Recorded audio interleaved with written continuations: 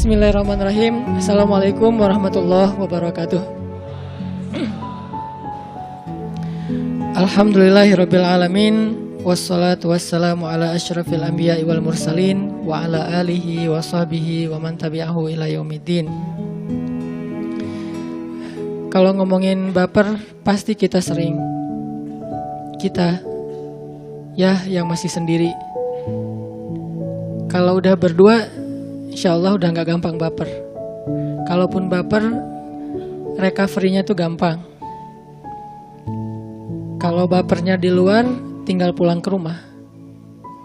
Kalau bapernya di rumah, tinggal keluar aja. Nabi pernah baper?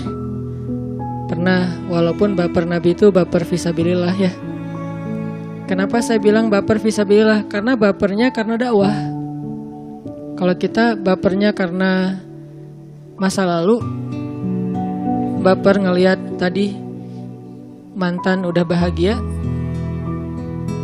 itu rasanya kayak luka yang dikasih garam, makin perih. Udah terluka dikasih lagi garam, udah jatuh ketiban tangga.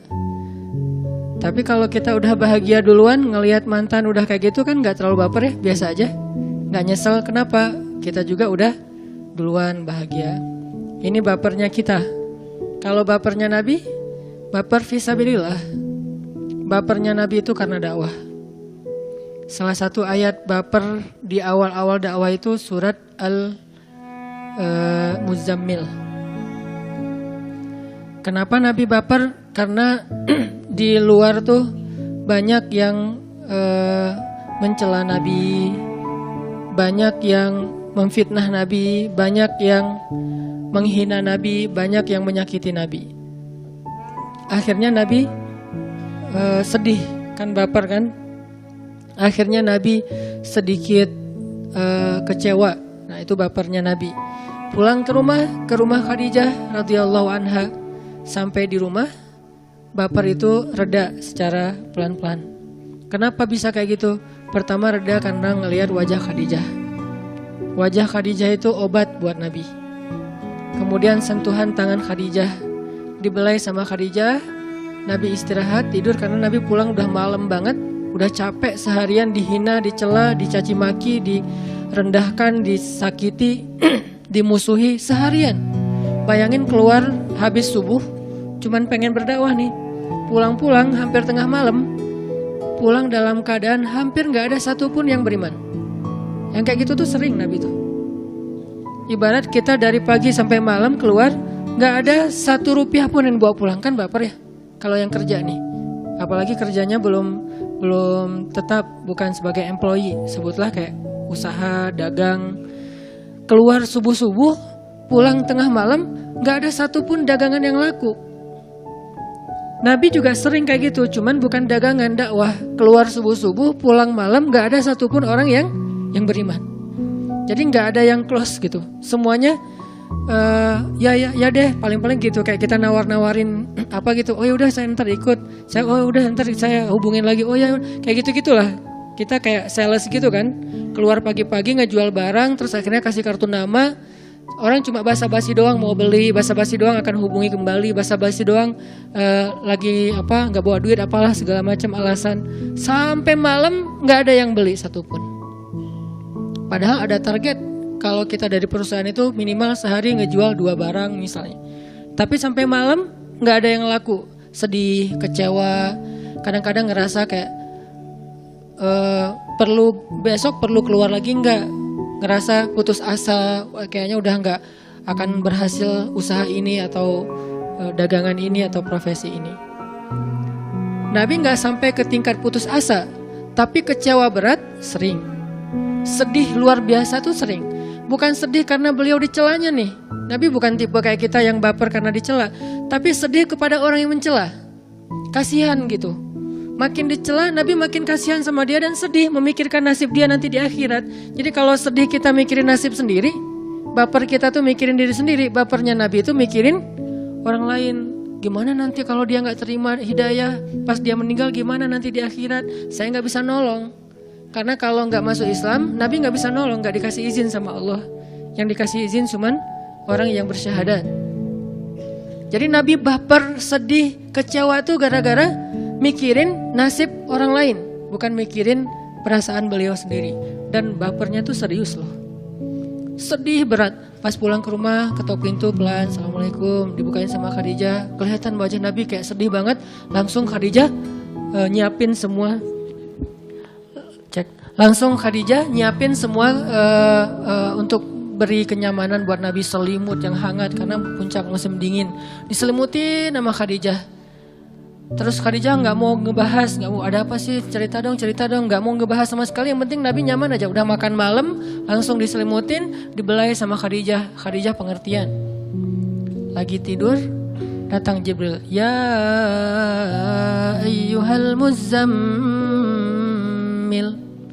Dipanggil sama Allah Subhanahu Wa Taala. Allah itu lebih pengertian lagi daripada Khadijah. Karena Allah itu alimun, tahu banget isi hati kita. Kita lagi baper, Allah tahu. Kita lagi sedih, Allah tahu. Kita lagi kecewa, Allah tahu.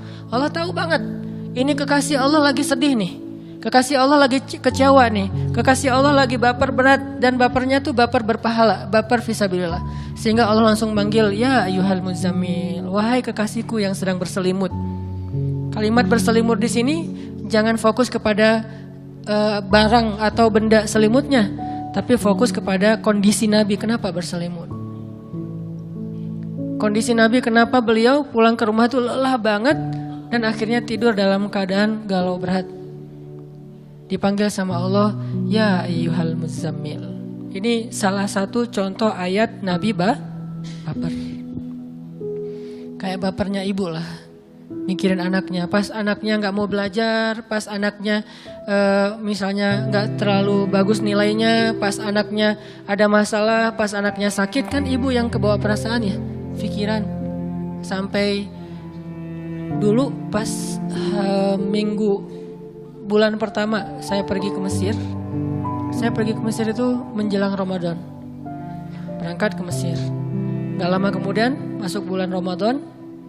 Terus lebaran, biasanya di masjid kampung saya itu yang takbir lebaran tuh selalu saya. Jadi saya udah habis subuh, pulang ke rumah sebentar, mandi, langsung balik lagi ke masjid, takbir. Udah rutin aja tiap tahun, pokoknya saya takbir. Tahun itu, tahun pertama saya pergi ke Mesir dan gak takbir. Sehingga pas ibu berangkat ke masjid dengar yang takbirnya beda, itu ibu udah baper duluan dari sejak di jalan. Udah nangis. Sampai di masjid, kan di depan masjid tuh, bukan di dalam masjid sholatnya. Di lapangan depan masjid, ibu tuh nangis panjang sampai tetangga-tetangga juga pada nenangin, ngehibur. Kenapa ibu baper? Ibu baper karena mikirin kita di sana lebaran pasti di rantau beda sama di rumah. Di rumah ada opor, ada lontong, ada segala macam. Jadi bapernya ibu itu justru karena mikirin perasaan anaknya. Karena kasihan kepada putranya. Dan kurang lebih seperti itulah bapernya Nabi. Karena mikirin umatnya, karena mikirin nasib umatnya, karena mikirin gimana keadaan umatnya nanti di akhirat. Kurang lebih kayak gitu. Jadi baper. Dan ini sesuatu yang kayaknya terjadi dalam kehidupan kita sering. Walaupun nanti kita coba bedain bapernya kita sama bapernya Nabi itu masih beda. Kan Nabi itu 24 jam hidupnya itu semuanya berpahala ya. Bapernya aja berpahala. Nah kita bisa gak baper kayak gitu ke orang lain? Baper fisabilillah nih. Bapernya karena kasihan teman kita yang dulu teman main bareng, teman mungkin pernah nakal bareng segala macam. Nah sekarang kita alhamdulillah dikasih hidayah sama Allah, pengen belajar, memperbaiki diri, belum benar tapi udah mau memperbaiki diri. Kasihan sama teman kita, bukan malah benci. Makin mereka kayak ngedebat kita, ngejelekin kita, ngejauhin kita, kita makin kasihan. Akhirnya dengan baper itu kita jadi ngemodal banget buat doa. Ya Allah kasihan teman saya yang itu. Dulu kita bareng-bareng sering ninggalin sholat, bareng-bareng mungkin hidupnya sia-sia. Selamatkan dia ya Allah. Ini bapernya Nabi SAW tuh kualitasnya kayak gitu. Walaupun tetap kalau kita manusia biasa kadang bapernya baper egois. Pengen dihargai, pengen dimenangkan, pengen diprioritaskan, pengen dianggap, pengen gitu-gitu. Itu bikin kita baper. Ini contoh-contoh baper dulu ya. Dan kita karena belajar agama ya, teladan kita Rasulullah pastinya. Gak ada teladan yang lebih utama daripada Rasul. Dan kalau kita bilang, itu mah Nabi. Kalau kayak gitu terus untuk apa beliau diutus kalau bukan untuk diteladani kan? Kan ada orang bilang, itu mah Nabi, kita beda. Kalau gitu gak usah neladani Nabi gitu. Kalau gak usah diteladani, ngapain beliau diutus? Udah aja Allah turunkan Al-Quran dalam bentuk buku, tiba-tiba ada dan dibaca rame-rame. Atau tiba-tiba Al-Quran itu di-share aja sama Allah di dalam handphone. Semua handphone itu udah ada aplikasi Al-Quran. Bisa juga kan? Kayak misalnya ada beberapa program yang kalau kita beli handphone pasti ada kan ya aplikasinya. Udah wajib tuh dari Android. Kenapa Allah gak share aja langsung? Kayak misalnya MP3-nya udah ada. Terus game tertentu tuh udah ada. Terus kalau di komputer mah sekedar minimal Office-nya udah ada gitu. Kenapa Allah gak nge-share aja Al-Quran di setiap handphone kita? Kenapa nggak di-share aja Al-Quran dalam bentuk buku, lembaran, terus dibaca rame-rame dan dicetak ulang gitu? Kenapa harus ada Nabi? Karena kalau lembaran cuman teori, tapi tidak ada visual teladannya, uswahnya tuh nggak ada. Nabi diutus supaya ditiru, Nabi diutus supaya dicontoh, Nabi diutus supaya diteladani. Jadi kalau kita bilang itu mah Nabi, kita beda. Terus buat apa Nabi diutus? Itu kan logika sederhananya. Tapi kan kita gak bakalan bisa seperti Nabi. Emang gak bakalan bisa sama persis kayak Nabi. Tapi kita tetap bisa berada di track yang sama dengan Nabi walaupun jaraknya jauh. Gak akan pernah sejajar sama Nabi. Ibaratnya ini perjalanan kayak maraton gitu. Mungkin kita entah berapa kilo ketinggalan di belakang. Tapi minimal kita gak salah jalan. Walaupun telat sampai juga. Daripada kita berpikir, dia mah pro, saya gak akan lewat jalan itu. Sehingga akhirnya gak sampai di tujuan. Walaupun kita gak pro, masih amatiran banget, baru belajar, gak apa-apa deh, telat juga sampainya, nanti dibantu sama Nabi. Ketika Nabi nunggu di akhirat kok gak sampai-sampai di surga, nanti Nabi nyusul. Nanti Nabi akan bawa kita kendaraan. Ibarat kalau di surfing itu pas dia swipe out gitu kan, disapu sama ombak, terdatang rescue-nya. Minimal dia udah ada di situ, daripada gue males juga ya, ternyata itu pro semua yang main, akhirnya kita di pantai doang. Enggak, minimal dia sama-sama beraktivitas yang sama, walaupun ada yang pro, ada yang amatiran. Jadi Nabi itu untuk ditiru, bukan untuk dibanggain doang. Rasulullah apa segala macam, untuk ditiru. Walaupun kita gak bisa niru semuanya. Termasuk dalam bab baper-baperan. Baper itu bukan cuman kebiasaan ABG anak muda doang.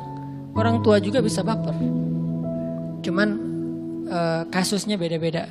Nah, Rasulullah SAW sendiri baper. Kok Nabi bisa baper? Karena beliau manusia. Masa sih harusnya kan ideal, gak ada baper-baperan, flat aja. Justru kalau Nabi itu bukan manusia, malaikat, kita tuh gak akan bisa niru Nabi justru. Karena tuh Nabi terlalu perfect. Nggak ada sama sekali adegan-adegan kekeliruan, lupa. Berarti kita nggak akan bisa niru Nabi, soalnya terlalu sempurna. Kenapa Allah mengutus Nabi itu manusia, bukan malaikat? Supaya kekurangannya menjadi teladan buat kita. Kekurangan Nabi aja jadi teladan loh. Nabi kurang, itu teladan buat kita. Contoh apa? Nabi pernah keliru? Beberapa kali malah. Nabi pernah ditegur Allah? Beberapa kali. Ada di surat yang paling terkenal, Abasa. Ada di surat Ad-Duha. Ada di surat At-Tahrim. Ada di surat Al-Ahzab. Ada di surat At-Taubah. Ada di surat Al-Anfal. Ada di surat Al-Imran. Ada di surat Al-Baqarah. Ada banyak surat yang negur Nabi. Kenapa kok ditegur? Karena Nabi keliru. Loh, katanya Nabi kok bisa keliru? Supaya kalau kita keliru ada teladan yang bisa kita tiru. Bagaimana memperbaiki kekeliruan, bagaimana menyikapi orang yang keliru. Jadi Nabi benar dan kelirunya aja teladan. Saya nggak bilang benar dan salah ya, karena Nabi nggak berbuat salah. Tapi keliru ya, beda salah sama keliru. Salah itu dosa, kalau keliru dimaafin. Nabi keliru ya, tapi keliru Nabi teladan. Nabi pernah sholatnya misalnya lupa, pernah. Salat harusnya 4 rakaat jadi 2 rakaat. Wah, katanya Nabi kok gak khusyuk. Supaya kita kalau nanti gak khusyuk, bukan Nabi yang gak khusyuk kita. Kalau Nabi gak menteladani yang kayak gitu, begitu kita salah salat, akhirnya kita harus ulangi lagi dari awal. Bayangin teman-teman sholat duhur, karena riwah tadi habis rapat, akhirnya sholat zuhur mikirin rapat aja. Udah gitu 2 rakaat salam. Aduh salah baru 2 rakaat, mulai lagi dari awal. Kan berat kan buat kita. Tapi kalau ada teladan dari Nabi, Nabi pernah kayak gitu, tapi gak mau mulai dari awal, ngelanjutin 2 berikutnya. Jadi ringan kan buat kita. Justru kelirunya Nabi itu rahmat untuk kita. Nabi keliru, rahmat untuk kita. Supaya kita bisa mencontohi Nabi dalam hal yang sama. Dan itu keringanan dari Allah SWT. Termasuk baper, ada teladannya dari Nabi. Kalau kita gak bisa baper kayak versi Nabi banget, minimal mendekatilah. Nabi itu paling baper, salah satunya gara-gara dakwah. Dan yang buat Nabi lebih baper lagi apa teman-teman? Sampai turun atau sampai muncul satu fikih baru, namanya fikih kunut nazilah. Itu kan gara-gara Nabi baper kan? Baper terhadap apa? Ada beberapa orang utusan Nabi, sahabat, hafiz Al-Quran yang dibantai sama musuh di Bi'rul Ma'unah namanya, di sebuah sumur Ma'unah itu mereka tuh dibunuhin sama musuh, dikhianatin. Tadi katanya pengen belajar dakwah. Muhammad utus dong orang ke sini, kita pengen belajar Islam. Begitu diutus, di tengah jalan mereka malah dibantai. Dan mereka bukan para prajurit sehingga bisa ngelawan, para dai, para hafiz, para ulama yang bukan megang senjata, megangnya buku. Mereka hafalnya Quran. Dibantai di tengah jalan, itu Nabi baper banget. Saking bapernya Nabi, for the first time Nabi melakukan kunut nazilah. Kita baper nggak tentang Palestina? Kalau kita mau niru Nabi nih, kita baper nggak tentang Suriah? Kita baper nggak tentang Irak? Kita baper nggak tentang Rohingya? Karena baper itulah yang disebut dengan baper fisabilillah, baper berpahala. Dan emang Allah suka baper kayak gitu.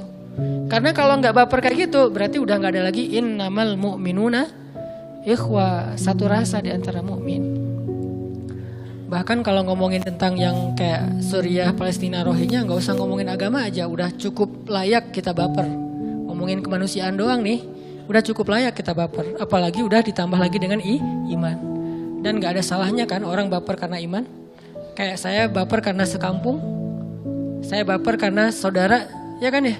Ada saudara darah, ada saudara karena suku, ada saudara karena persahabatan, ada saudara karena iman. Dan itu semuanya legal, sah-sah aja. Kita respect sama semua orang. Kayak misalnya kita sama teman kita, dia sakit, kita kayak kontak batin gitu. Tapi dia cowok ya, bukan cewek. Kalau dia cewek sakit terus kontak batin, nah ini kayaknya dulu ada cerita. Nah, dia sakit kita jadi sedih, atau dia ada masalah kita jadi, kenapa kita memprioritaskan dia? Terus orang lain bilang, emangnya yang bermasalah cuma teman lo doang? Yang lain juga banyak masalah kok, yang lain gak dibantu. Gitu kan, suka ada yang nanya gitu. Emangnya bermasalah teman kamu doang? Yang lain-lain tuh banyak masalah loh, banyak utang segala macam. Kenapa kamu cuma bayarin utang teman kamu? Logis gak sih kalau kita ngebayarin utang teman kita duluan? Di antara banyak orang yang berutang? Wajar banget kan? Orang dia teman saya. Yang lain kan manusia juga. Ya tapi kalau saya punya duit lebih pasti saya bantu. Namanya manusia itu dzawil qurba, yang dekat dulu nih. Semampu kita, dia juga punya temannya. Makanya manusia bersosial kan ya. Jadi wajar banget kalau saya ngebantu teman saya duluan. Padahal yang punya masalah kayak gitu tuh banyak, bukan teman saya doang. Itu wajar banget. Gitu juga kita ngebantu misalnya saudara kita yang sebangsa, wajar. Kenapa nggak bantu yang kena musibah misalnya kebakaran kemarin di Amerika? Ya karena itu jauh, ini yang dekat dalam hubungan kebangsaan. Tapi ada hubungan lain selain kebangsaan, hubungan iman. Kenapa bantu Suriah? Kenapa bantu Palestina? Nah itu sesama Muslim. Wah, kok pakai agama sih? Wajar dong. Pakai agama boleh, pakai darah boleh, pakai suku boleh, pakai kebangsaan boleh. Semua itu ikatan. Dan itu semuanya legal. Gak ada masalah dengan itu. Kita membantu seseorang karena dia seagama, boleh. Kita bantu seseorang karena dia sekolah bareng kita sama-sama alma mater gitu, alumni, boleh. Kita bantu dia karena sekampung, boleh. Kita bantu dia karena dia pernah jadi mantan, boleh. Pokoknya itu kan alasan-alasan yang logis dan wajar kan. Boleh gak bantu mantan? Tapi nggak pakai modus ya. Mantan lagi ngurus surat perceraian. Wah semangat banget ngebantunya tuh.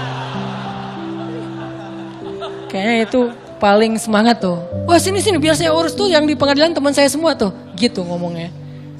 Makin cepat diurus, kalau perlu kita wah pakai belakang biar cepet. Jangan nanti dia berubah pikiran lagi nggak jadi cerai kan rugi gitu. Ada yang kayak gitu. Wajar nggak sih ngebantu orang yang kita mungkin punya hubungan baik, hubungan darah, hubungan suku, hubungan kebangsaan, hubungan iman. Semua itu legal dan nggak perlu dipermasalahkan. Jadi saya agak-agak heran orang yang educated masih mempermasalahkan yang kayak gini-gini. Apakah kita nggak pakai logika? Sederhana banget logikanya tuh. Kenapa kamu bantu pas gempa di Aceh? Itu kampung saya. Emangnya yang gempa di Aceh doang? Ya nggak masalah, tapi itu kampung saya gitu. Dan memang saya nggak boleh bantu orang kampung sendiri, kan gitu ya. Habis gempa di PD kemarin tempat lahir saya, pasti ada sesuatu yang lebih. Kita juga kayak gitu. Kenapa? Kayak misalnya saya tuh agak unik tuh. Kalau lagi di sini kangen mie Aceh, pas lagi di Aceh kangen bala-bala sama apa? Sama gehu sama gitu-gitulah makanan-makanan kita. Terus kalau di sana tuh kan di restoran lagunya tuh lagu-lagu Aceh gitu kan. Kangen lagu-lagu kayak di restoran Sunda kayak gitu-gitu yang pas acara pengantenan gitu. Aduh kangen ya. Jadi ada ikatan sekarang tuh walaupun saya keturunannya murni Aceh tapi udah 11 tahun di Bandung dan kangen tetap dengan Bandung. Malah sekarang pride dengan budaya Sunda. Kemana-mana tuh saya kayak ngebanggain Sundanya selain emang aslinya orang Aceh. Kenapa? Karena udah ada hubungan. Apa hubungannya dengan Sunda Ustadz? Nah gitulah pokoknya. Gak usah diperjelas ya. Ntar rame. Kenapa? Karena teman-teman saya banyak orang Bandung. Sejak 11 tahun yang lalu saya tinggal di sini. Apalagi udah ada pemuda hijrah ya gengnya orang Sunda semua. Ngobrolnya mereka pakai bahasa Sunda. Walaupun saya nggak berani pakai bahasa Sunda takut salah, tapi ngerti banget lah mereka ngomong apa. Dan dengan ngerti dan feel-nya juga udah dapet apa yang orang Sunda itu suka, yang nggak suka, yang orang Sunda itu kayaknya kena banget gitu. Apa yang buat mereka tuh flat aja, itu ngerti, udah punya feel-nya. Berarti kan udah ada hubungan nih. Sehingga ketika ada masalah, kayaknya misalnya kemarin tuh, Ustadz yuk kita bikin sebuah program sebutlah di sebuah provinsi mana gitu, daerah timur. Saya bilang, jangan, itu kojo banget tuh. Emang kenapa Ustaz? Mending di Bandung dulu. Kenapa saya ngebelain Bandung dulu kalau ada program-program yang menurut saya tuh kayaknya bagus nih.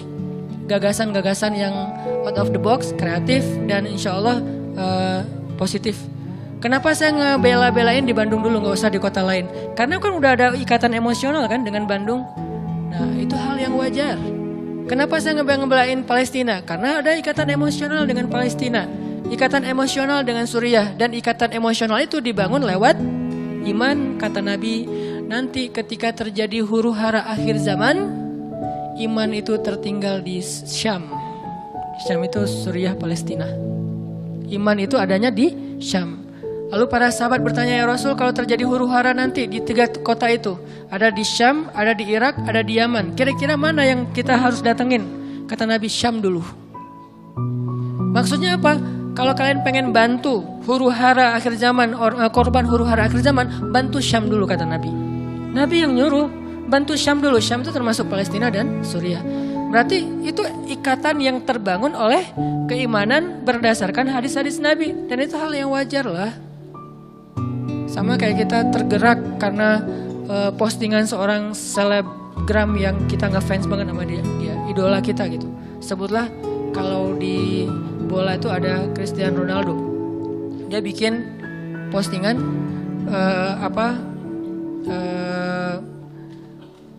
respect dan ngedukung, mensupport korban-korban perang di Suriah misalnya. Dia bilang saya adalah pemain bola terkenal, tapi kalian adalah the real hero gitu. Kalian nggak sendiri, kalian nggak jauh. Sesungguhnya saya bersama kalian, saya mensupport kalian gitu kan. Begitu Ronaldo posting itu, kita karena ngefans sama Ronaldo, akhirnya kita donasi juga. Sah nggak sih? Sah-sah aja. Emangnya cuma Suriah? Kenapa Suriah? Karena Ronaldo yang posting. Semua itu hal yang wajar banget. Itu bapernya Nabi. Nabi itu pernah baper loh sama korban Bi'rul Ma'unah namanya. Nanti kalau teman-teman pengen googling, coba googling Bi'ru Ma'unah. Tragedi Bi'ru Ma'unah itu tragedi pembantaian terhadap para penghafal Quran yang jumlahnya cuma puluhan. Bukan ribuan, bukan ratusan ribu, puluhan. Itu aja Nabi itu doa, ya Allah hancurkanlah, doanya gitu. Kok doanya ekstrim banget sih, radikal banget sih, gak ada kasih sayang. Nabi itu simbol kasih sayang. Gak ada orang yang lebih lembut daripada Rasulullah. Gak ada yang lebih besar kasih sayangnya daripada Rasulullah. Gak ada yang lebih toleran daripada Rasulullah. Tapi orang yang kayak gini, doanya, ya Allah hancurkanlah orang-orang yang berkhianat itu, dan binasakanlah mereka, sesungguhnya Engkau Maha Kuasa atas segala sesuatu. Itu salah satu redaksi dari kunut nazilah. Bukan cuma ngedoain korban, tapi ngedoain atas pelaku. Gak boleh ngedoain yang buruk-buruk, doain aja dapat hidayah. Nabi itu ngedoain, kenapa? Karena itu kejahatan kemanusiaan yang udah sangat luar biasa. Ngebunuh orang yang gak bersenjata kan kejahatan kemanusiaan ya. Kalau ngebunuh sama-sama senjata itu wajar. Nabi gak ngedoain mereka yang buruk-buruk, kayak misalnya perang Uhud. Tapi ngedoain gak? Ya Allah hancurkanlah nih orang-orang yang membunuh saudara saya Hamzah. Kan dalam perang Uhud itu yang meninggal justru paman Nabi. Terus Mus'ab bin Umair yang pertama bawa Islam ke Madinah. Kenapa gak ada kunut nazilah di perang Uhud? Karena meninggalnya dalam perang, wajar. Sama-sama pegang senjata. Tapi begitu yang Bi'rul Ma'unah, yang jadi korban itu gak pegang senjata. Itu kejahatan kemanusiaan namanya. Kalau Hamas sama Israel bertempur, Hamas meninggal, itu wajar karena sama-sama pegang senjata. Tapi kalau anak kecil sampai hancur misalnya tubuhnya, emang mereka pegang senjata. Senjata apa yang mereka pegang? Paling juga senjata mainan. Kenapa mereka jadi korban? Berarti ini kan kejahatan kemanusiaan. Nabi itu kunut nazilah loh. Coba cek nanti di Google, doa kunut nazilah dari hadis Nabi. Itu isinya tuh luar biasa loh. Makanya mudah-mudahan kita tahu, oh baper itu ternyata ada dalam Islam. Tapi dalam kasus apa gitu. InsyaAllah nanti kita bahas lebih lanjut lagi ini setelah salat Isya. Kita lanjutkan pembahasan tentang baper. Tadi kita masih ngambil contoh-contoh baper yang dialamin oleh Nabi. Sebagaimana istilahnya kan artinya baper bawa perasaan, artinya pakai rasa gitu ya. Dan memang kalau kita baca di Al-Quran itu teman-teman, perasaan kita juga bisa jadi ibadah, bisa juga jadi dosa. Artinya Islam itu mengajarkan kita untuk melibatkan perasaan untuk beramal soleh, bukan cuma fisik. Jadi artinya kita suka sesuatu, kita benci sesuatu, itu sesuatu amal soleh. Kalau suka dan bencinya di tempat yang memang benar. Kayak misalnya kita suka atau berkasih sayang kepada pasangan, kepada keluarga, itu amal soleh. Kalau dengan pasangan flat, plain, gak ada rasa apa-apa, berarti kita tidak beramal soleh dengan perasaan. Nikah biasa-biasa aja, gak ada rasa gitu, sekedar punya status doang. Itu gak ada pahala hati tuh. Cuman paling pahala ya ngasih nafkah, pahala besar pastinya. Terus juga ngebantu kalau misalnya butuh bantuan.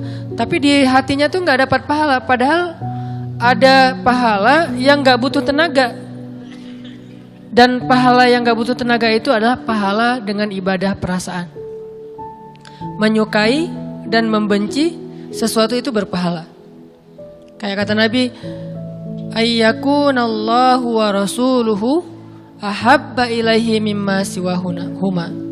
Ketika Allah dan Rasul lebih disukai, lebih dicintai daripada apapun juga.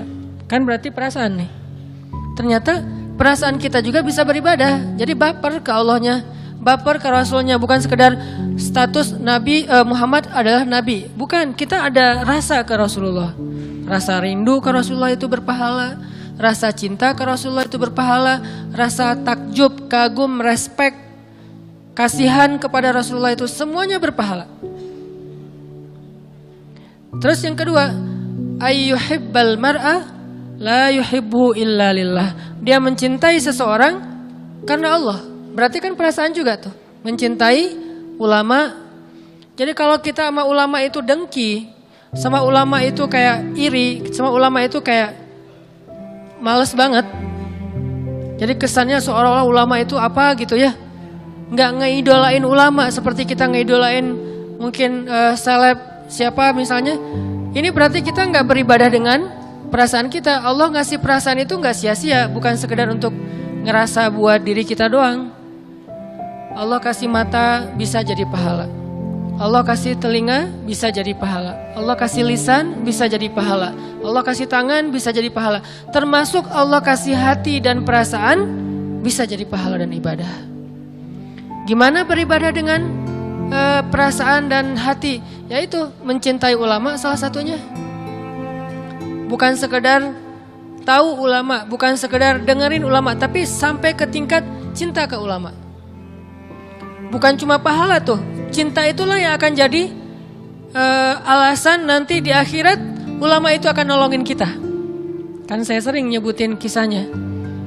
Ulama itu salah satu yang akan dapat izin dari Allah nolongin, kalau bahasa agamanya syafaat. Bisa nolongin orang-orang yang saling mencintai karena Allah nanti di akhirat. Makanya kemarin pas saya silaturahim dengan guru-guru saya di Aceh. Jadi misi saya pulang kemarin ke Aceh itu kalau bahasa Acehnya sawu gampung, artinya silaturahim dengan keluarga, dengan guru-guru. Saya datang, yang pertama saya lakukan apa? Saya cium tangan guru-guru saya, terus saya bilang beri saya nasihat. Udah gitu yang ketiga apa? Jangan lupa saya nanti ya di akhirat kalau guru-guru masuk surga duluan. Saya request dari sekarang, saya tag tuh. Janji? Ya janji. Pastinya awalnya gak akan gitu kan? Enggak lah Ustaz Hanan segala macam basa-basi yang mungkin bukan basa-basi, mungkin mereka nggak hargai. Tapi menurut saya tetap aja mereka lebih soleh dari saya. Setidaknya mereka lebih duluan beramal soleh dari saya. Kalau misalnya kita kepedean bilang kita lebih soleh dari mereka, walaupun itu nggak boleh ya. Setidaknya yang pasti mereka duluan beramal soleh daripada kita. Kenapa? Toh kita tahu amal soleh itu dari mereka kan? Berarti mereka duluan nih. Saya bilang, kan yang duluan beramal soleh di dunia, duluan masuk surga di akhirat. Kok gitu Ustaz? Iya. Wassabiqun. Orang yang di dunianya duluan beramal soleh atau berlomba-lomba dalam kebaikan, nanti di akhirat sabiqun juga duluan masuk surga. Makanya sabiqunnya ada 2 kali itu. Wassabiquna di dunia, as-sabiquna fil akhirah. Jadi siapa yang di dunia duluan dalam kebaikan, di akhirat duluan kepada surga. Saya pesen, Ustadz, guru, kalau misalnya Ustadz duluan masuk surga, ingat-ingat saya ya, cari. Pertama mungkin di surga nyarinya, di sistem surga gitu kan, sistem surga lebih canggih daripada Google. Karena sistem surga itu udah luar biasa, Allah yang bikin. Hanan Ataki gitu, nggak ada. Kalau gitu pakai underscore kali, Hanan underscore Ataki. Kalau Hanan Ataki doang mungkin beda. Atau ada Ustadz Hanan Ataki, beda juga. Pesan sponsor. Ustadz Hanan underscore Ataki, nggak pakai underscore 2 kali ya. Oh ternyata nggak ada juga. Udah pakai underscore nggak ada. Oh kalau gitu emang nggak ada di surga nih, belum masuk. Gimana dong? Cari lagi di yang lain. Kalau nggak ada di surga, carinya di padang mahsyar. Jangan buru-buru cari di neraka. Jangan doain yang gitu-gitu tuh ya. Kalau nggak ada di surga, di padang mahsyar lah minimal ya. Saya juga nggak berani lah berandai-andai. Coba cari di neraka, siapa tahu saya ada. Nggak mau saya berandai-andai kayak gitu. Ini andai-andai yang nggak dibolehin. Tapi kalau di padang mahsyar, ya sewajarnya lah. Semua kita pasti kan melintasi padang mahsyar kan. Tapi kalau neraka kan nggak semuanya. Dan kita berharap semua kita di sini nggak ada satupun yang ngerasain, jangankan api, asap neraka jangan ngerasain. Jadi nggak perlu berandai-andai. Bilang aja kalau nggak ada di surga, cari di padang mahsyar. Nanti tanya ke malaikat-malaikat yang bertugas di padang mahsyar. Kan banyak banget malaikat PIC pada mahsyar tuh. Oh ternyata ada tuh lagi di sidang. Masalah apa? Masalah dulu dia suka ngejailin orang misalnya, dulu pernah manjat pohon di kebun orang waktu dia masih kecil, atau mungkin dia pernah nyakitin hati dia, terus dihisap gitu kan ya. Jadi intinya mah mencintai ulama itu pahala tuh, itu baper melibatkan perasaan yang diridhoi Allah. Jadi jangan berpikir bahwa Islam itu cuman zahir doang. penampilan, pakaian, jenggot, terus jidat, itu semuanya baik. Dan saya respect banget sama orang kayak gitu. Cuman bukan itu doang, ada batin, zahir batin itu sama pentingnya. Bahkan kadang ada yang masuk surga lewat batin yang zahirnya belum beramal soleh. Ada seorang laki-laki Yahudi kalau nggak salah dalam perang Uhud. Pas terjadi perang, pas dia masuk Islam. Jadi hari kejadian perang tuh dia datang ke Nabi syahadat, udah selesai syahadat langsung ngebelain Nabi tuh. Jadi pelindung Nabi dalam perang Uhud dan meninggal hari itu juga belum pernah sholat 5 waktu. Itu orang yang satu-satunya kayaknya yang masuk surga tapi gak pernah sholat. Loh kok bisa kayak gitu? Apa amal solehnya? Tadi tuh udah iman kepada Allah. Jadi amal solehnya itu di hati bukan di zahir. Di zahir dia gak ngapa-ngapain selain syahadatain. Dia gak pernah sholat, dia gak pernah puasa, dia gak pernah tilawah Al-Quran. Semua yang kita kerjain dia gak pernah. Satu-satunya amal soleh dia iman tapi masuk surga. Ternyata amal soleh itu bukan cuman fisik, zahir, tapi juga perasaan. Sehingga baper itu termasuk hal yang penting dalam agama. Harus baper. Tapi dalam hal apa? Termasuk tadi Nabi baper dalam dakwah, baper terhadap nasib kaum muslimin. Nabi baper banget. Sehingga Allah juga mengatakan bahwa as-sam'u wal basaru, pendengaran, penglihatan, dan fuad, perasaan. Fuad, perasaan. Semuanya mas'ula, akan ditanya nanti di akhirat. Jadi kalau kita ada rasa yang belum move on, padahal udah gak boleh, itu ditanya loh. Kenapa kamu gak bisa move on? Ya Allah, akunnya itu setiap postingan bikin saya baper, gimana saya mau move on gitu ya. Dia makin lama makin cantik, ya Allah masa saya bisa move on? Kan bahaya banget tuh. Kalau kayak gitu berarti perasaannya kan terus menerus berbuat dosa kan. Jadi kita ngerasa sayang kepada orang yang belum halal buat kita, itu setiap hari tuh kita bikin dosa loh teman-teman, tanpa kita sadari. Ngerasa doang, kan ngerasa doang Ustaz, gak boleh. Terus gimana caranya? Minta sama ya Allah, hilangkan rasa itu dari dia. Berikan kepada yang layak buat saya. Ternyata tiba-tiba hilang rasa itu dan diberikan nanti pas udah akad nikah. Bisa kayak gitu. Daripada kita sibuk dengan rasa kepada orang yang udah punya pasangan, pas nikah rasa kita kepada yang kita nikahin gak ada, kan kita 2 kali dosa. Pertama, mencintai orang yang gak boleh kita cintai. Yang kedua, kita nganggurin orang yang harusnya kita cintai kan ya. Jadi zalim kan, berarti dosanya double. Ternyata perasaan juga ditanya teman-teman, fuad namanya. Fuad itu artinya rasa, hati atau jantung, pokoknya rasa lah di dalam diri kita. Oh berarti baper itu emang boleh dalam Islam. Tapi buat apa? Makin kita kasih sayang kepada orang yang layak kita sayangi, makin kita cinta kepada orang yang layak kita cintai, makin besar pahala kita. Mencintai Rasulullah itu pahalanya gede banget. Mencintai pewaris Nabi yaitu ulama, pahalanya gede banget. Jadi ulama itu perlakukanlah dia benar-benar sebagai Nabi di tengah-tengah kita. Karena kan kata Nabi al-ulama warasatul anbiya, ulama itu pewaris Nabi. Dan ditambah lagi ulama itu wali-wali Allah di muka bumi.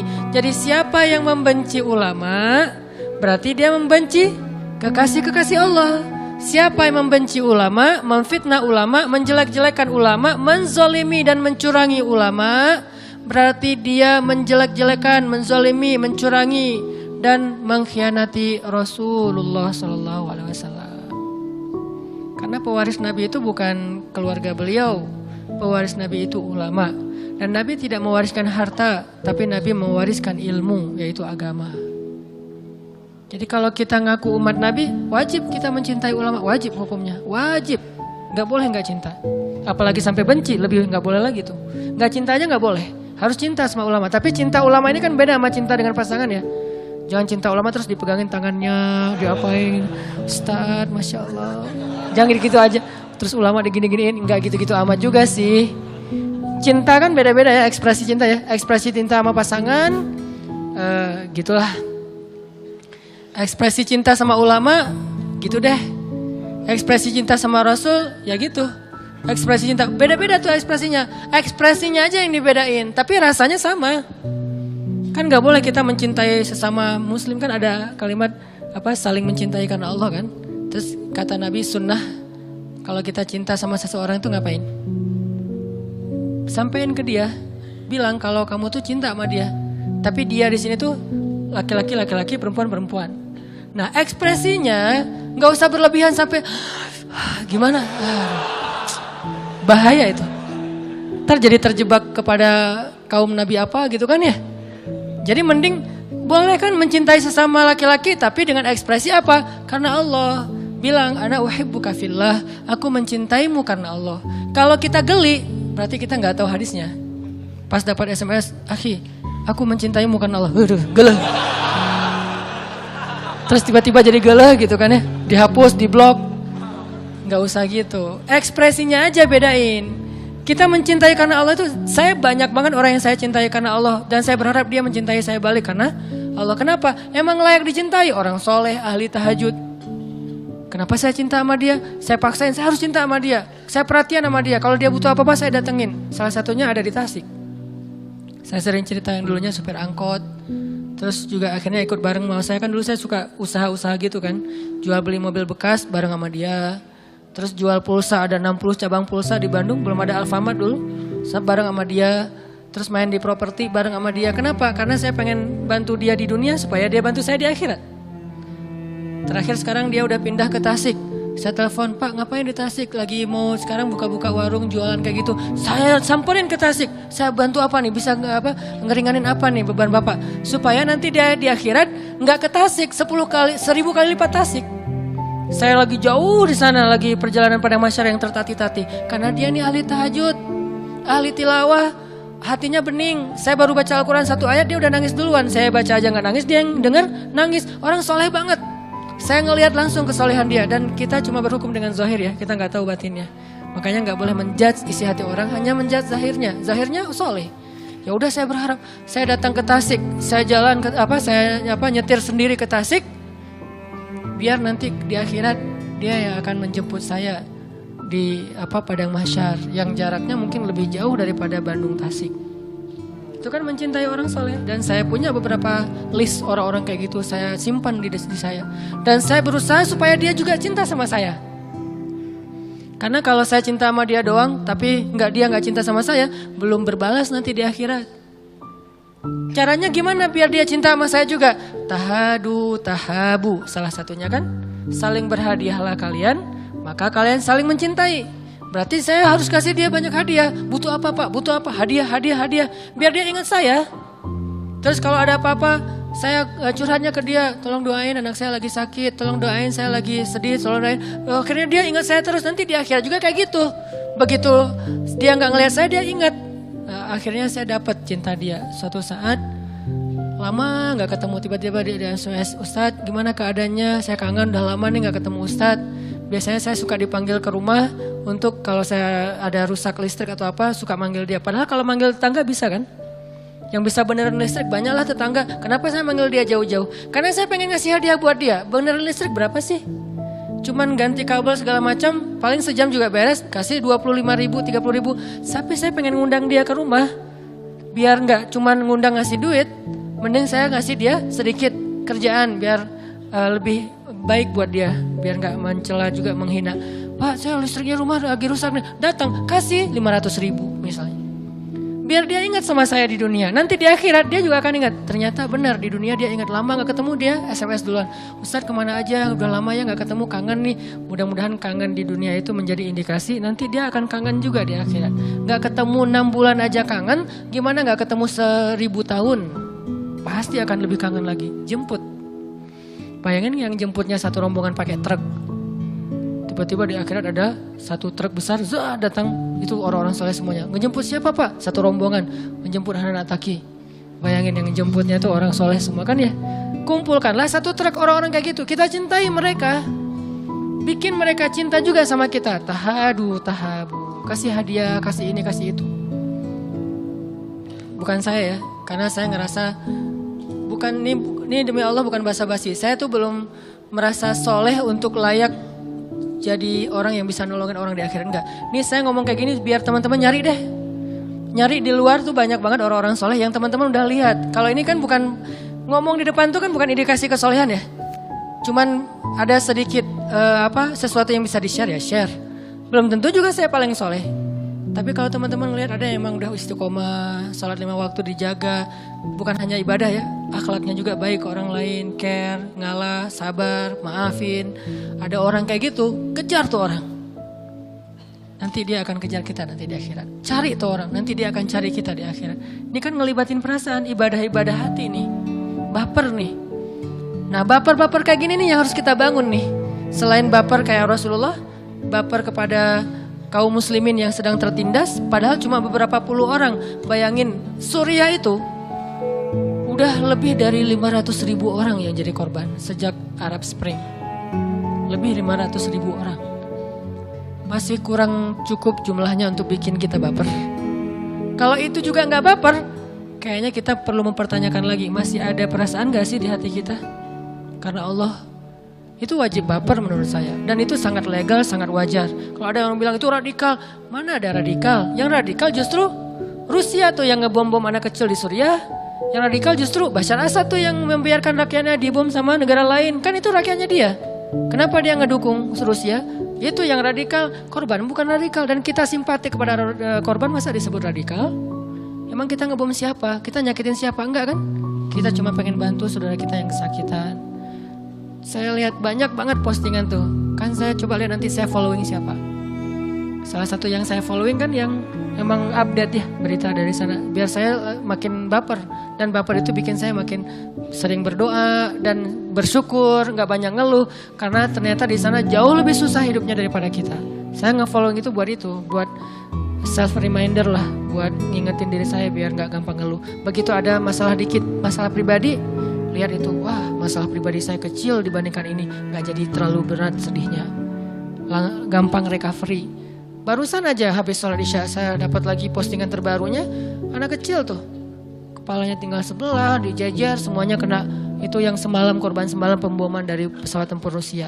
Apa gak baper? Rasul aja cuma berapa puluh orang baper sampai kunut nazilah. Ini 500.000 orang. Ada lagi tuh kasus Nabi baper berat. Sampai ada adegan pengusiran dari benteng Bani Qainuqa apa Quraidah? Qainuqa kalau gak salah. Kan ada 3 benteng Yahudi kan ya. Nudair, Qainuqa dan Quraidah. Ada seorang cewek muslimah lagi belanja di pasar Yahudi. Sama anak-anak muda Yahudi diisengin. Orang Yahudi ini kan gak ngelihat laki-laki dan perempuan, disamain. Jadi yang paling menghargai perempuan itu justru Islam loh. Cuman kita kemakan sama propaganda mereka kan, Zionis. Akhirnya kita anggap Islam itu yang paling gak adil sama perempuan. Gak ada cerita itu, justru yang paling adil sama perempuan itu Islam. Menghormati perempuan banget. Bukti paling gampang ketika ditanya siapa orang yang paling berhak saya berbuat baik ya Rasulullah? Ibumu. Kalau udah gitu siapa lagi ya Rasul? Ibumu.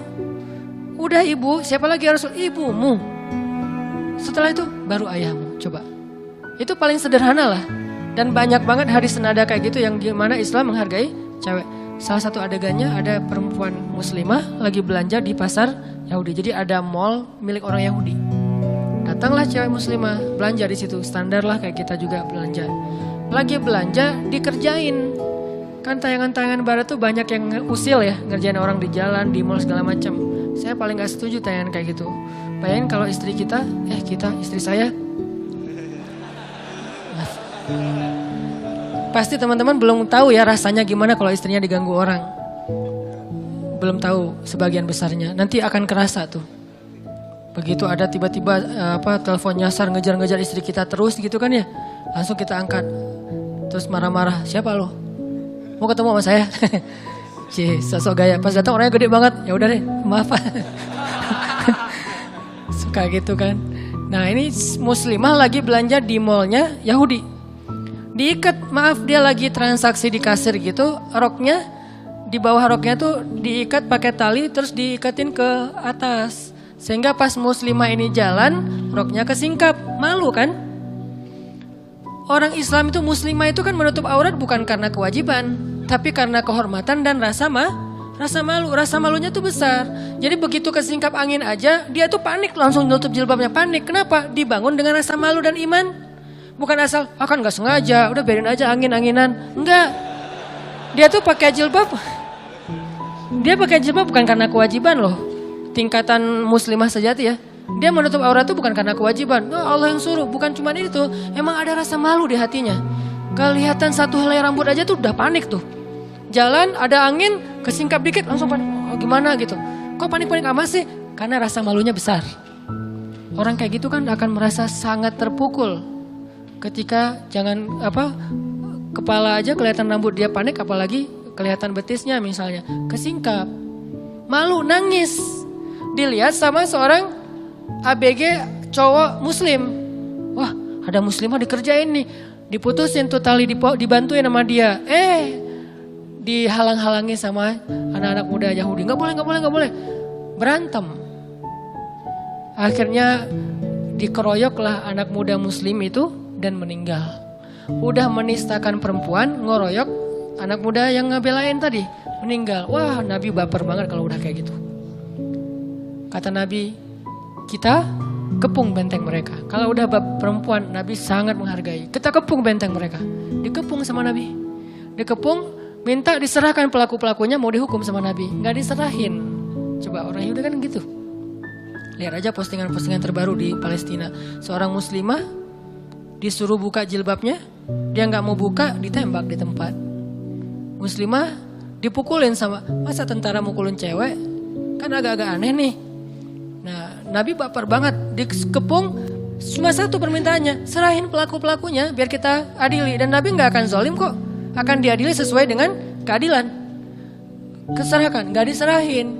Kalau gak diserahin ya udah dikepung aja terus.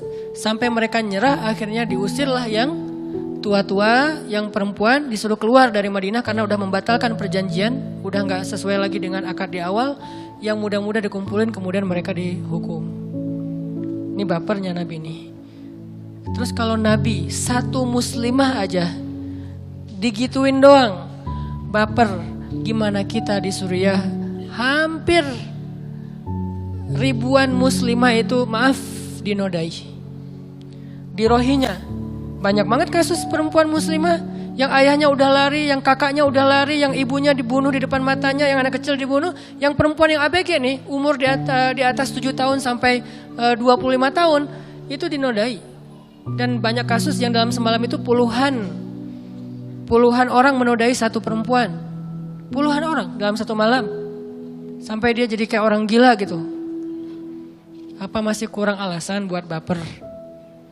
Jadi menurut saya kalau ini juga gak baper, plain banget sih perasaannya. Dan kita takutkan Allah juga nanti akan memberikan dia ujian yang sama. Ketika dia dalam masalah yang besar, orang gak ada yang kasihan sama dia. Dan masalah paling besar itu nanti di akhirat. Ketika dia di akhirat dapat banyak masalah dari para malaikat, gak ada yang peduli sama dia. Kan ini kasihan. Minimal baper kita tentang Rohingya, bikin orang Rohingya baper ke kita nanti di padang mahsyar. Baper kita ke Suriah dan Palestina, bikin mereka baper ke kita nanti di padang mahsyar. Kenapa mereka? Karena mereka tuh menurut saya udah dijamin masuk surga loh. Kan siapa yang meninggal dibunuh dijamin masuk surga kan? Karena semua dosanya dikasih ke pembunuh.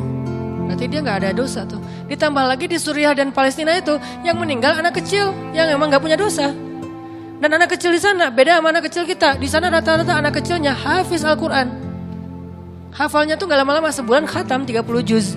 Ini gak ada lagi alasan buat kita gak baper.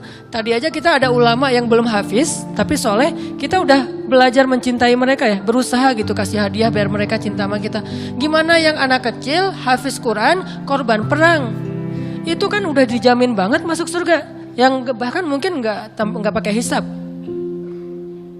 Was-sabiquna as-sabiqun ulaikal muqarrabun. Mereka duluan masuk surga, surganya Firdaus, gak pakai hisab. Orang kayak gini kalau cinta sama kita gara-gara di dunia kita mencintai mereka, wah enak banget hidup kita nanti di akhirat. Banyak yang nolongin. Makanya kenapa Ustaz Hanan tuh kok sering-sering posting bab, walaupun gak sering sebetulnya segitu mah masih wajar. Bab tentang Suriah, Palestina.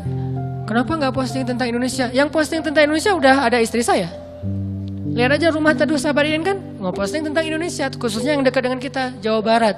Korban-korban bukan korban, yang kena musibah sakit kanker yang luar biasa itu udah ada di istri saya motivasi terus biar dia istiqomah dengan aktivitasnya, menolong atau nemenin teman-teman yang kena penyakit kanker dan mereka miskin. Saya pernah nemenin ke Tasik, pernah nemenin ke Garut, dan itu korbannya ngeri-ngeri loh. Rata-rata orang yang menengah ke bawah, bahkan bukan miskin, fakir. Udah ada bagian itu. Jadi bukan berarti kita ngelupain yang di Indonesia, enggak sama sekali. Cuman bagian ini udah ada, bagian ini udah ada. Tapi kalau Suriah dan Palestina emang beda sih. Bukan beda masalah tempat atau negaranya.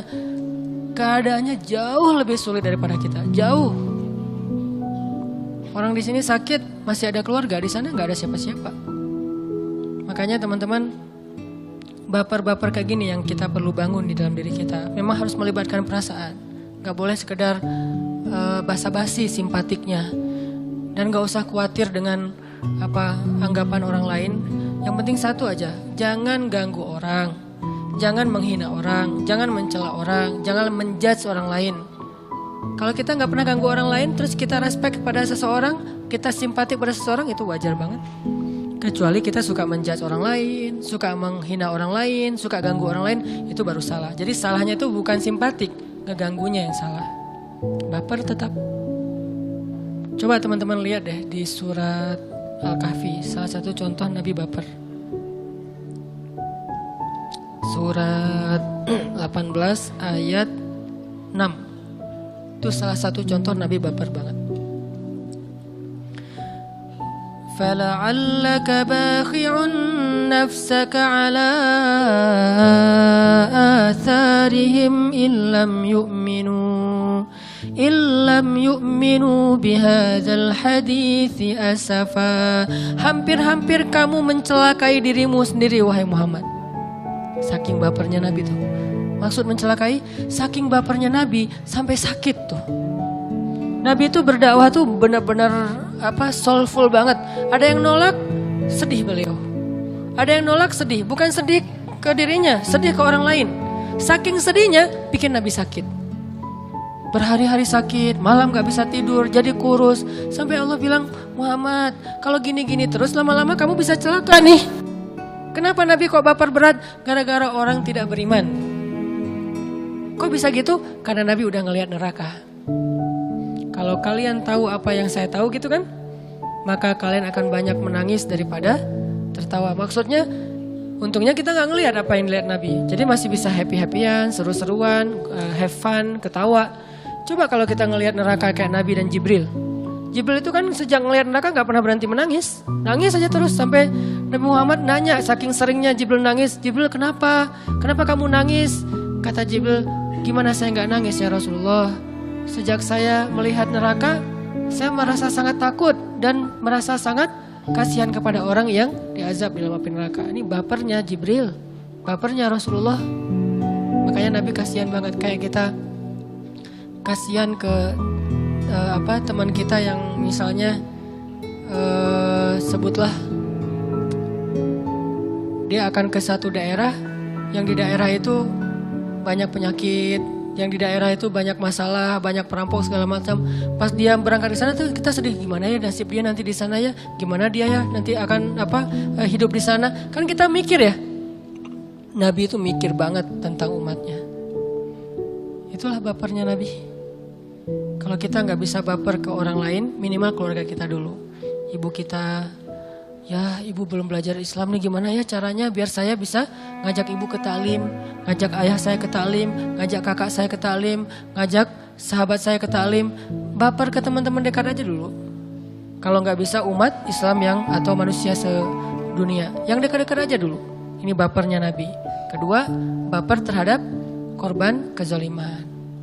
Kayak dulu saya baper banget, ada seorang bapak di Bekasi atau di mana gitu, Depok apa Bekasi, yang beliau sholat berjamaah di masjid, terus dituduh nyuri amplifier ya, padahal dia teknisi gitu, terus dibakar hidup-hidup. Itu kan saya langsung panas badan saya saking stresnya mikirin orang itu, kasihan banget ya. Ditambah lagi ada berita bahwa dia punya anak masih kecil-kecil, itu nggak kebayang, itu kan kita baper ya. Itu harus terbangun dalam diri kita. Karena kalau yang kayak gitu-gitu udah nggak ada lagi di hati kita, terus yang membedakan kita dengan makhluk Allah yang lain apa? Kan manusia itu unggulnya justru karena perasaannya. Perasaannya lebih dalam daripada malaikat, daripada hewan, lebih dalam manusia loh. Sehingga kita wajib baper dalam masa itu. Kalau ada baper-baper yang kayak masalah hubungan, masalah percintaan, itu mah cemen lah baper-baper kayak gituan. Kecuali buat pasangan. Walaupun gak ganggu juga sih. Baper kayak gitu masih gak ganggu. Minta aja sama Allah, ya Allah, ya muqallibal qulub, yang membolak-balikan hati itu. Jangan sampai saya rasanya itu kayak gitu-gitu, gak penting banget. Masa kita jadi gak bisa tidur gara-gara mantan, kan gak keren banget kan. Nah mantan mah lagi bulan madu, tidurnya nyenyak, kita gak bisa tidur, meriang gitu. Dia sakit dikit ada yang belai, kita meriang-meriang, gak ada yang beliin obat, gak ada yang ngasih makan, kan gak keren banget nih. Jadi kayak konyol menurut saya, jadi gak usah deh yang kayak gitu-gitu mah. Gak enak banget, baper ngeliat orang lain apa misalnya, biasa aja lah. Justru yang kayak gitu-gitu agak sedikit plain. Tapi kalau ke pasangan yang udah halal, itu harus dalam. Harus bilang apa misalnya, segalanya lah gitu-gitulah pokoknya. Nah, ini kalau kita bisa menempatkan baper kita di tempat yang tepat, insya Allah kita kayak beribadah setiap hari walaupun tidak ruku dan sujud. Beribadah perasaan. Oke, itulah teman-teman contoh-contoh baper yang diajarkan Islam, diajarkan Rasulullah SAW. Saya ulangi, 1, baper apa tadi? Karena dakwah, ngajak teman kita. 2, baper untuk orang-orang yang terzolimi. Kita sedih, kita simpatik, kita kasihan, kita ikut ngerasain itu. Innamal mu'minuna ikhwah. 3, baper mencintai dan membenci sesuatu karena Allah. Cintai ulama salah satunya. Karena di Indonesia ini sekarang salah satu krisis di Indonesia menurut saya nih, kita udah gak terlalu respect lagi sama ulama. Itu krisis tuh. Kalau di Jawa Timur tuh masih keren loh. Jawa Timur itu, atau di Jawa Barat yang bagian Garut, Tasik ya, itu respect ke ulamanya tinggi dan itu keren. Tapi di beberapa tempat respect ke ulamanya udah hampir gak ada. Ulama tuh dianggap kayak sama dengan kita.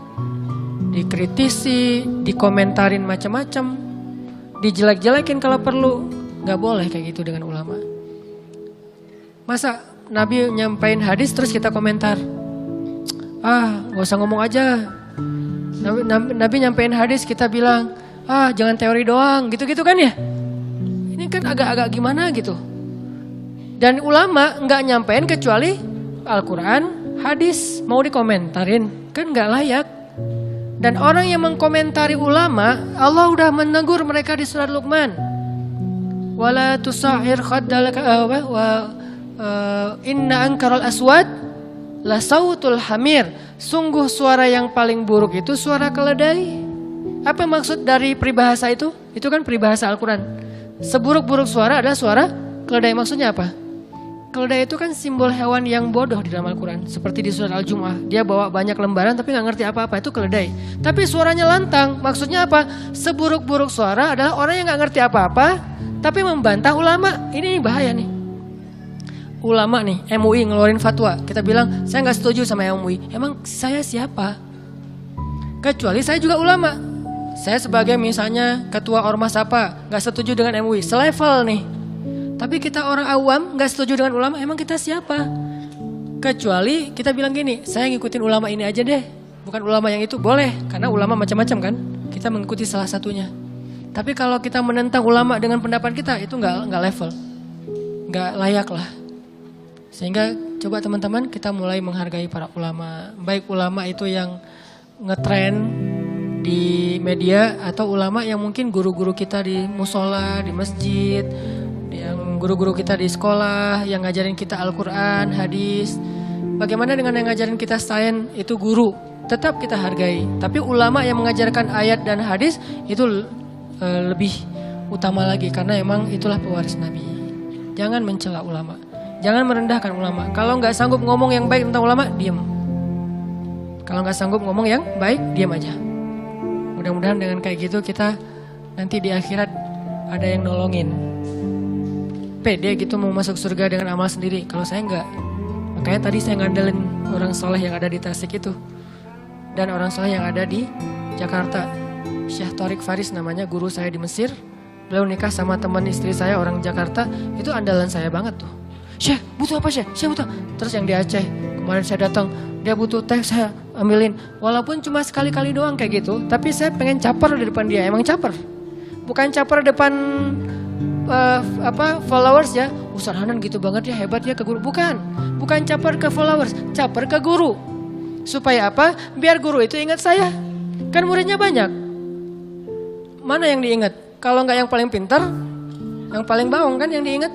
Nah saya mah nggak dua-duanya. Pintar nggak, bawang-bawang amat juga nggak. Biasa-biasa aja, pertengahan.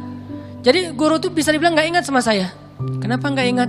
Karena nggak ada kelebihan, juga nggak ada keunikan. Jadi saya nggak unik-unik amat karena mungkin di sekolah mungkin suka bolos, suka cabut, suka apa. Nggak unik. Juga nggak pintar-pintar amat yang kalau disuruh ke depan pasti maju. Enggak, biasa-biasa aja sampai guru lupa. Emang kamu pernah jadi murid saya? Sampai gitu. Terus gimana biar saya diingat? Ya caper kan? Saya harus caper, saya harus apa gitu. Sehingga mudah-mudahan kalau saya sedikit agak-agak riak dalam tanda petik. Supaya guru saya tahu, Ustaz saya gini-gini, saya dakwah sekarang, Ustaz dan segala macam. Biar dia, oh iya ya berarti saya punya murid yang kayak gini, alhamdulillah dia ingat. Nanti di akhirat dia juga ingat ke saya. Itu baper ya, mudah-mudahan bermanfaat. Dan pesan moral yang utama adalah jangan baper dulu kepada lawan jenis kecuali setelah akad nikah. Hubungannya apa Ustaz? Nggak ada hubungannya sih. Keingat aja barusan itu penting ya. Kenapa? Panjang lagi nih. Kenapa? Karena kalau udah baper duluan belum nikah, nanti pas udah nikah agak-agak plain. Apalagi ngebanding-bandingin, jangan. Udah aja tahan dulu sekarang. Tapi Ustaz, enak rasanya tuh Ustaz kayak gitu-gitu. Enak apaan? Enaknya cuma sebentar. Setelah itu, wah, nggak usah dibahas. Pengen bunuh diri lah, kelilingin sungai Nil lah, pengen loncat dari apalah, kan gak enak tuh. Gak usah lah kayak gitu-gitu mah.